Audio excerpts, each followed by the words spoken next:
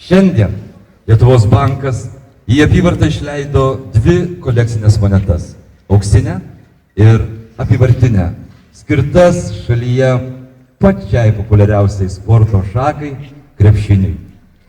Aišku, ir simboliška, ir logiška, kad monetų pristatymas vyksta mieste, kuris nominuojamas krepšinio lopšiu, krepšinio sostinė mieste Kaune. Šiandien sveikiname jūs visus, dalyvaujančius šioje iškilioje akimirkoje. Kartu su mumis Lietuvos krepšinio legenda ir Lietuvoje vyksiančio Europos krepšinio čempionato ambasadorius Arvydas Sabonis.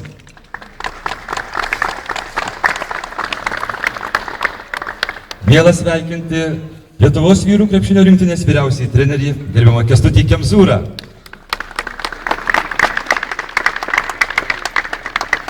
Sveikiname Lietuvos krepšinio federacijos prezidentą gerbiamą Vladą Garastą. Gerbiamas treneri, maloniai kviečiame šiek tiek arčiau. Istorinė akimirka.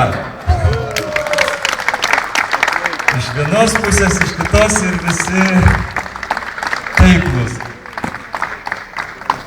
Kęstutis, tas kamuolys yra vertybė, bet kad dar didesnė vertybė būtų, aš prašyčiau, gerbiami vyrai, padėti autografus ant šito kamuolio. Gerbiamas Arvydai.